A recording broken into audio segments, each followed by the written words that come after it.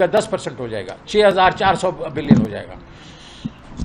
फिर उसके बाद कहा कि जनाब ये जो आपका करंट अकाउंट है वो 22 बिलियन डॉलर हो जाएगा। उससे सारी मार्केट नर्वस होगी, बैंक्स नर्वस हो गए। या 10% अगर ये होगा तो इसका मतलब है ये 6,400, इसका मतलब आखिरी क्वार्टर में कुछ तकरीबन 4,000 बिलियन ये बोरो करेगी हुकूमत।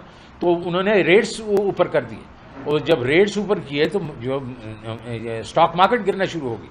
दूसरी तरफ से जब आप करंट अकाउंट की बात करके 22 बिलियन हो जाएगा, तो लोगों ने कहा यार इसका मतलब कि ये तो डॉलर शॉर्ट हो जाएंगे।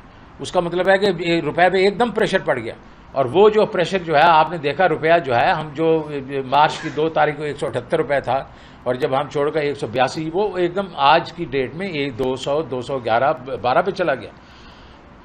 तो ये सारी चीज़ें जो हुई इनसे, तो उसके बाद IMF के साथ भी इन्होंने जाके 2 दफ़ा जाके मीटिंगें की, और यही जो राम कहानी जब सुनाई उनको, तो उन्होंने कहा कि ठहर जाओ भाई, अब तुम्हें इस वक्त तो हम पैसे नहीं देंगे, हम देखेंगे तुमने बजट में क्या करना है, और प्रायर एक्शन उन्होंने कहा कि हम कर देंगे।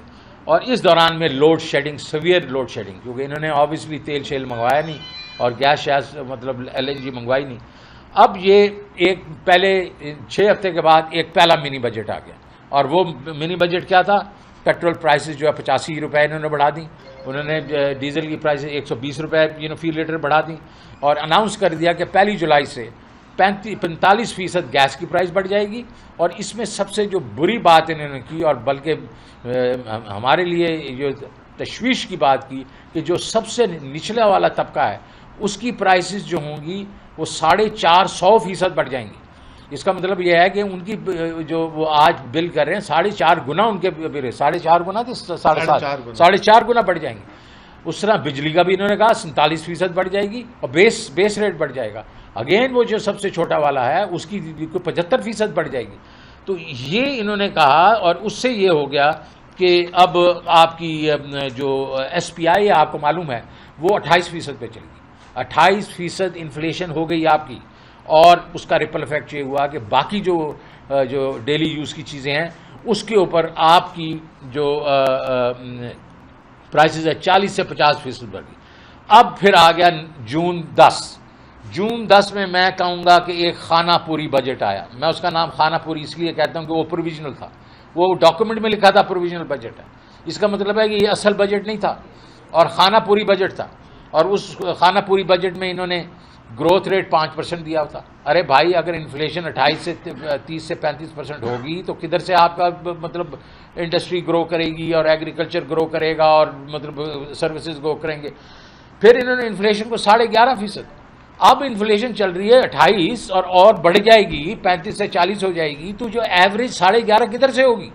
जब एवरेज इन्होंने इन्फ्लेशन 11.5 की, तो इसका मतलब है इन्होंने अपनी जो सबसे बड़ी जो उसका कज़न लगाया वो लगाया फिस्कल डेफिसिट पे। क्योंकि पहली जो डेट सर्विसिंग है जो 3,000 अरब 3,100 अरब से ये जाके 3,900 अरब पे लेके जा रहे हैं, हमारा एस्टिमेट है कि इसमें कम से कम 1 ट्रिलियन जो है वो शॉर्ट है, और 1 ट्रिलियन वहाँ शॉर्ट है। और अगर आप उसको देखें कि ओवरऑल जो है और चीज़ें क्या है, प्रोविंशियल सरप्लस 800 अरब रुपए की जो है प्रोविंसेस इनको सरप्लस दे देंगे। अरे भाई, पंजाब ने 125 अरब रुपए का दिया है, सिंध ने डेफिसिट दे दिया है 700 अरब रुपए का, वो डेफिसिट है, वो शॉर्ट है। GIDC जो है वो पहले तो वो दे नहीं रहे, तो 200 और किधर से देंगे।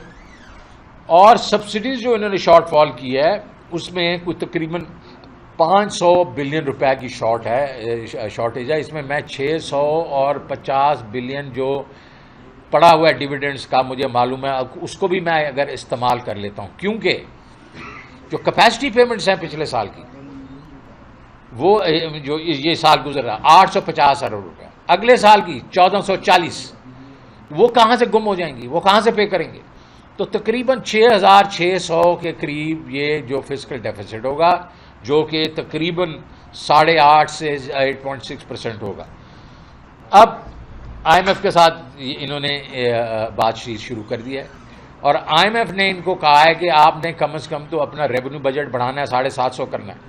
अब 7,500 अरब करना है।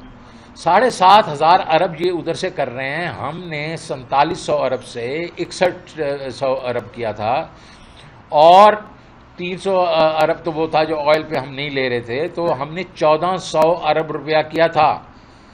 इस अगले साल में इन्फ्लेशन भी ज़्यादा होगी, 5% इन्होंने अपना ग्रोथ रेट भी रखा हुआ है, और ये सिर्फ अब 7500 पे जा रहे हैं। क्यों? हम होते इस वक्त तो हम इसको कम से कम 8 ट्रिलियन पे रखते अगर और ना बढ़ाते। इन्होंने क्यों उसको कम रखा हुआ है?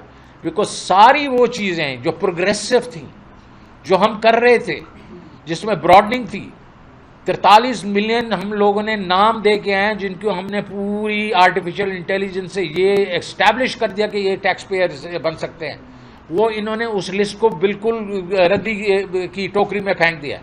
हमने कहा कि जी रिटेलर को हम जाके पॉस मशीनों के साथ हम टैक्स ज़्यादा इकट्ठा करेंगे। इन्होंने रिटेलर फिक्स टैक्स की तरफ चले गए। वे वहाँ क्यों? ये इनकी कॉन्स्टिट्यूंसी है, ये इनसे टैक्स नहीं लेना चाहते। फिर हम लोगों ने जो थी सप्लाई चेन के थ्रू हमने फिर रिटेलर को पकड़ना था। इन्होंने वहाँ से एक चीज़ तोड़ दी कि जब आपका पहला ये था कि आपने अगर कोई आदमी जो है आपसे चीज़ लेता है वो अपना आईडी कार्ड देगा, और टैक्स पेयर नहीं है तो 3% उस पर दे देगा। इन्होंने वो आईडी कार्ड जो कि एक कनेक्शन था एक एंटिटी से दूसरी एंटिटी का, वो ख़त्म कर दिया। इन्होंने आईडी कार्ड की जो है रिक्वायरमेंट ही ख़त्म कर दी है। ये पुराना पाकिस्तान पे चले गए। इसका मतलब है हम कभी भी वैट मोड में नहीं जाएंगे। इसका मतलब इन्होंने रिटेलर को बहुत बड़े तरीके से प्रोटेक्ट कर दिया। अब अभी IMF के साथ इनका क्या मुआहदा हुआ? तो ये 400-450 बिलियन कहाँ से इकट्ठा करेंगे? ये बिल्कुल वही करेंगे जो पहले करते रहे हैं। ये टैक्स जो पे कर रहा है उस पर और टैक्स ले रहे हैं। जो तकरीबन 150 मिलियन वाला जो टैक्स पेयर है उसके ऊपर इन्होंने 1% और लगा दिया है। 200 वाले पे इन्होंने 2% लगा दिया है। 300 वाले पे 4% लगा दिया है। जो ऑलरेडी टैक्स दे रहे हैं उन पे और टैक्स लगा दे। अरे भाई ब्रॉडनिंग करो। 43 मिलियन लोग तुम्हारे पास बैठे हैं जिन्होंने टैक्स नहीं दिया, उससे टैक्स लो। Be progressive. अब आप सैलरीड की बात आए, इन्होंने सैलरीड का कहा कि जनाब हम 6 लाख से 12 लाख कर रहे हैं। अब उनके प्रेशर पे अभी हमें पता चल रहा है कि ये वापस उनको टैक्स करेंगे। तो मेरा कहने का मकसद ये है, ये हमें कहाँ लेके जा रहे हैं? ये अभी आपके सामने अप्रोच है। हमारी अप्रोच प्रोग्रेसिव थी, इनकी अप्रोच जो है वो बिल्कुल वही पुराना पाकिस्तान की अप्रोच है।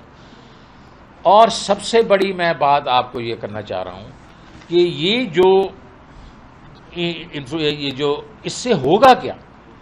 इससे ये होगा कि ये 28% जो इन्फ्लेशन है, जब ये सारा इम्पैक्ट आना शुरू हो जाएगा, और जो आखिरी इन्होंने उससे एग्री किया है कि 50 रुपए पे ये पेट्रोलियम लेवी लेके जा रहे हैं। 50 रुपए पे कभी भी हिस्ट्री ऑफ पाकिस्तान में नहीं हुआ। पेट्रोलियम लेवी तो बड़ी देर से लग रही है, 10 साल से लग रही है। हमने पेट्रोलियम लेवी का कहा था 610 अरब इकट्ठा करेंगे, लेकिन हमने उसको जिस वक्त जा रहे थे सिर्फ 17 रुपए थी। अब ये उसको लेके जा रहे हैं 50 रुपए पे। तूफान आ जाएगा महंगाई का। डीजल और उसकी जो पेट्रोल की प्राइसेस ऊपर जाएंगे, तूफान आ जाएगा। हमारे ख्याल के बीच में ये 35 से 40% जो है इन्फ्लेशन होगी, और ये ग्रोथ जो है ये नीचे जाएगी। ये 2 से 3% मैक्सिमम होगा। इससे बेरोज़गारी होगी। तो ज़ाहिर है फैक्ट्रियाँ बंद होंगी, और फैक्ट्रियाँ बंद होंगी तो बेरोज़गारी होगी। हमारे ख्याल में एक्सपोर्ट्स कम होगी। एक्सपोर्ट और जो FDI है, फॉरेन डायरेक्ट इन्वेस्टमेंट, वो इस माहौल में कौन लेके आएगा पैसे? और रेमिटेंस पे भी असर पड़ सकता है। तो क्योंकि आपका जो रेट होगा, जो अनऑफिशियल और ऑफिशियल में फ़र्क होगा। बिकॉज मेरा नहीं ख्याल कि ये अगर इन्होंने 3900 बिलियन कहा है डेट सर्विसिंग, तो ये पॉलिसी रेट बढ़ाएंगे। और ये भी बड़ा ही अजीब चीज़ है कि IMF हमारे वक्त में तो बहुत ही सख्ती करता था। मैं उनको कहता था कि आप अपना जो है डिस्काउंट रेट रखें कोर इन्फ्लेशन के साथ। वो कहते नहीं, हेडलाइन पे रखेंगे। आज अगर हेडलाइन इन्फ्लेशन 25 से 30% है, तो मैं देखता हूँ IMF इनके साथ कैसा सलूक करता है। क्योंकि अब पता चल जाएगा कि हमारी हुकूमत और इनकी हुकूमत में किसका बहुत बड़ा हाथ है कि उसको मतलब डिस्टेबलाइज करने का। उसमें अब मैं ये भी देख रहा हूँ कि आपकी ये जो इंपोर्ट्स हैं वो कई ऐसी इंपोर्ट्स हैं जो कंप्रेस भी नहीं हो सकती। एडिबल ऑयल को कितना कंप्रेस कर देंगे, LNG को कितना कंप्रेस कर देंगे, कोयले को कितना कंप्रेस कर देंगे। तो उससे यह है कि इंपोर्ट इतनी नीचे नहीं जाएगी, एक्सपोर्ट गिरेगी, तो आपका जो करंट अकाउंट डेफिसिट है वो भी बलून करेगा। उसका मतलब यह है कि आपकी जो पेमेंट्स की रिक्वायरमेंट्स हैं डॉलर में वो बढ़ेंगी। तो हम बहुत ही सीरियस किस्म के इकोनॉमिक क्राइसिस की तरफ जा रहे हैं। ये लोग जो हैं एक कदम आगे लेते हैं, दो कदम पीछे, और ये जो कदम भी ले रहे हैं ये आम आदमी के लिए नहीं ले रहे, ये बेसिकली ये अपने आप को बचाने के लिए ले रहे हैं। तो इसमें तो ये लगता है कि इनका तो मकसद ही नहीं था कि जो ये महंगाई की बात करते हैं कि हम महंगाई को ठीक करने के लिए आ रहे हैं और हम 1-2 मिनट में कर देंगे, ये इनका मकसद नहीं था। आज सामने आ गया 28% अब है, 40% बाद में इन्फ्लेशन होगी।